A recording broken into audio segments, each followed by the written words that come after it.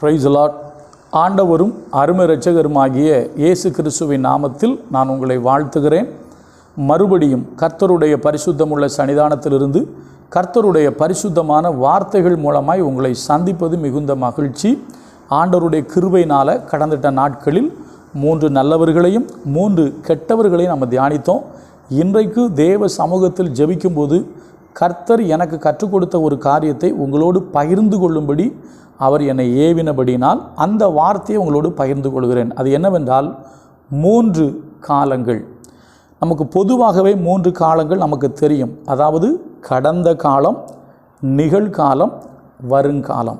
நம்ம எப்படி தியானிக்க போகிறோம் அப்படின்னு கேட்டிங்கன்னா, கடந்த காலத்தில் நடந்தது என்ன, வருங்காலத்தில் நடக்கப் போகிறது என்ன, அதற்கு இந்த காலத்தில் நாம் என்ன செய்ய வேண்டும்.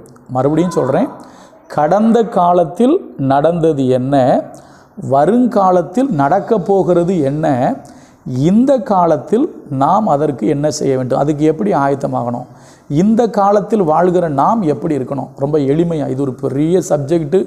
ஒரு பைபிள் ஸ்டடி எடுத்தாச்சுன்னா வார கணக்கில் இதை எடுக்கலாம். ஆனால் நான் ரொம்ப எளிமையாக 5 நிமிடம் 7 நிமிடங்களுக்கு கூட நான் சொல்ல போகிறேன். முதலாவது, நமக்கு நன்கு தெரியும் எல்லாவற்றுக்கும் என்ன இருக்குன்னா ஒரு காலம் இருக்குது. சரியா? பிரசங்கியில் தான் போட்டிருக்கு. பிரசங்கி 3:1 ஒவ்வொன்றிற்கும் ஒரு காலம் உண்டுன்னு போட்டிருக்கோம். பிரசங்கி 3:11 அவர் சகலத்தையும் அதினதின் காலத்தில் நேர்த்தியாய் செய்திருக்கிறாருன்னு போட்டிருக்கோம். ஆண்டவர் கரெக்டாக செய்வார், எதையுமே காலம் தவறி செய்ய மாட்டார். அதின் காலத்தில் நேர்த்தியாக என்ன செய்வார்னா செய்வார். சரியா? அவருடைய காலம் என்பது மாறாது. சரியா? அந்த காலத்தில், அதாவது அதனால தான் பைபிள் சொல்லுது, சின்னவன் 1000 சிறியவன் பலத்த ஜாதியுமாவான், கர்த்தராகிய நான் இதை ஏற்ற காலத்தில் தீவிரமாக நடப்பிப்பேன்னு சொன்னார். அது மாத்திரமல்ல, ஏற்ற காலத்தில் அவர் உங்களை உயர்த்தும்படிக்கு அவருடைய பலத்த கரத்துக்குள் அடங்கிருங்கள்னு போட்டிருக்கு. ஏற்ற காலத்தில் அவர் எல்லாவற்றையும் செய்வார். அப்போ கடந்த காலத்தில் நடந்தது என்ன? கடந்த காலத்தில் நிறைய நடந்திருக்குங்க. ஆனால் நமக்கு தேவையான ஒரு முக்கியமான நிகழ்வு இருக்குது. இப்போ இயேசு கிறிஸ்து கூட இந்த உலகத்தில் வந்து ஒரு வார்த்தை சொல்லுவார் தெரியுமா? காலம் நிறைவேறிற்று, மனம் திரும்பி சுவிசேஷத்தை என்ன செய்யுங்க, விசுவாசிங்க. காலம் நிறைவேறிற்று, மனம் திரும்புங்கள், பரலோக ராஜ்யம் சமயமாக இருக்குது. அப்படி தானே இயேசு சொன்னார். அப்போ அந்த காலத்தில் நடந்தது என்ன அப்படின்னா, நான் வாசிக்கிறேன் பாருங்கள். அப்போஸ்தலனாகிய பவுல் ரோமருக்கு சொல்லும்போது சொல்கிறார், நான் படிக்கிறேன். ரோமர் 5வது அதிகாரம், ரோமர் 5:6 நான் படிக்கிறேன். அன்றியும் நாம் பலன் அற்றவர்களாய் இருக்கும்போதே குறித்த காலத்தில் கிறிஸ்து அக்கிரமக்காரருக்காக மரித்தார். என்ன காலத்தில்? குறித்த காலத்தில். இன்னொரு வசனத்தையும் படிச்சிடுறேன், அப்புறம் சொல்கிறேன். கலாத்தியர் 4வது அதிகாரம் 5வது வசனம். கலாத்தியர் 4:5 காலம் நிறைவேறின போது ஸ்திரீயினிடத்தில் பிறந்தவரும் நியாயப்பிரமாணத்திற்கு கீழானவருமாகிய தம்முடைய குமாரனை தேவன் அனுப்பினார். என்ன நிறைவேறும் பொழுது? காலம் நிறைவேறும் பொழுது. அப்போ குறித்த காலத்தில் இயேசு கிறிஸ்து அக்கிரமக்காரருக்காக மரித்தார். அப்போ கடந்த காலத்தில் நடந்தது என்ன அப்படின்னு கேட்டிங்கன்னா, இந்த உலகத்தில் நடந்த மிக மிக முக்கியமான நிகழ்வு, சர்வலோகத்தின் பாவத்திற்காக தேவன் மாம்சத்தில் வெளிப்பட்டு கிறிஸ்துவாக, இயேசு கிறிஸ்துவாக இந்த உலகத்தில் கன்னியின் வயிற்றில் பிறந்து 33.5 ஆண்டுகள் வாழ்ந்து அற்புத அடையாளங்களை செய்து மனுக்குலத்தின் பாவத்திற்காக, சாபத்திற்காக, ரோகத்திற்காக, பலவீனங்களுக்காக, நம்முடைய வேதனைகளுக்காக கல்வாரி சிலுவையில் ஆணியடிக்கப்பட்டு இரத்தம் சிந்தி மரித்து அடக்கம் பண்ணப்பட்டு 3ஆம் நாளில் உயிர்த்தெழுந்து 40 நாள் பூமியிலிருந்து பரத்துக்கு எடுத்துக்கொள்ளப்பட்டு பிதாவின் வலது பக்கத்தில் அமர்ந்திருந்து இன்றைக்கும் பரிந்து பேசுகிறார். 40 நாள் கழித்து மறுபடியும் பரிசுத்த ஆவியை அனுப்பினார். இதுதான் கடந்த காலத்தில் நடந்த நிகழ்வு. ஏன்னா இந்த நிகழ்வு நடக்க வேண்டும், இல்லைன்னா இந்த நிகழ்வு நடப்பதைத்தான் நமக்கு வேதம் சொல்லுது. இந்த நிகழ்வு நடக்கும் என்று எப்போ சொல்லப்பட்டுச்சு?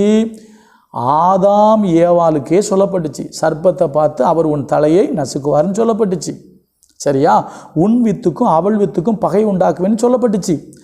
அதுதான் பைபிள் நிறைவேறுது. எங்கே? அங்கே சொன்னது அப்புறம் ஆபிரகாமுக்கு சொல்லப்பட்டு உன் மூலமாக, அதாவது உன் சந்ததிக்குள், உனக்குள் பூமியில் உள்ள வம்சங்கள் எல்லாம் ஆசீர்வதிக்கப்படும் என்று சொன்ன அந்த வார்த்தை ஏதேனில் சொன்னது, ஆபிரகாமுக்கு சொன்னது, அந்த வார்த்தை நிறைவேறியது எப்போ? காலம் வரும்போது. இதுதான் நம்ம இருக்கிற இந்த காலத்திலிருந்து கடந்த காலத்தில் நடந்த நிகழ்வு. அதுதான் சரித்திரத்தை இரண்டாக பிரித்தது, கிமு கிபி என்று பிரித்தது. இயேசு கிறிஸ்து சொல்லப்பட்டபடி காலம் நிறைவேறின பொழுது இந்த பூமியில் மனிதனாய் பிறந்தார். மனுக்குலத்தின் பாவத்திற்காக இரத்தம் சிந்தி மரித்தார், அடக்கம் பண்ணப்பட்டு 3ஆம் நாளில் உயிர் தெழுந்தார். சரியா? மறுபடியும் வருவார். அது வருங்காலம், அது அப்புறம் பார்ப்போம். இப்போ ஒன்று புரிஞ்சுக்கிடுங்க. இப்போ முதல் காரியம், கடந்த காலத்தில் நடந்தது என்ன? ஆதாமுக்கு சொல்லப்பட்டது, ஆபிரகாமுக்கு சொல்லப்பட்டது நிறைவேறும்படி காலம் நிறைவேறும் பொழுது இயேசு கிறிஸ்து குறித்த காலத்தில் அக்கிரமக்காரருக்காக மரித்தார். இதுதான் கடந்த காலத்தில் நடந்தது. அதே போல் அவர் கடைசி நாட்களில் மாம்சமான யாவர் மேலும் ஊற்றின ஒரு வாக்குத்தத்தம் கொடுத்தார்ல, அந்த வாக்குத்தத்தின்படி பெந்தைகோஸ்தே நாளில் பரிசுத்த ஆவியானவர் இறங்கி வந்தார். இது கடந்த காலத்தில் நடந்தது. சரியா? இப்போ நாளைக்கு பார்ப்போம் வருங்காலம் என்ன, வருங்காலம் எப்படி இருக்கும், அதற்கு இந்த காலம் நாம் என்ன செய்யணும். இதுதான் செய்தி. தொடர்ந்து பார்ப்போம். ஃபஸ்ட்டு கடந்த காலத்தில் நடந்தது, இயேசு கிறிஸ்து எனக்காக இந்த பூமியில் பிறந்து மரித்து அடக்கம் பண்ணப்பட்டு 3ஆம் நாளில் உயிர் தெழுந்தார். அதை மாற்ற முடியாத சரித்திரம். இதுதான் கடந்த காலத்தில் நடந்தது. இனிமேல் வருங்காலத்தை பார்ப்போம், அதுக்கப்புறம் நிகழ்காலத்தை பார்ப்போம். கர்த்தர் நமக்கு உதவி செய்வார். தொடர்ந்து தியானிப்போம். கர்த்தர் நல்லவர், அவர் கிருபை என்றும் உள்ளது. God bless you.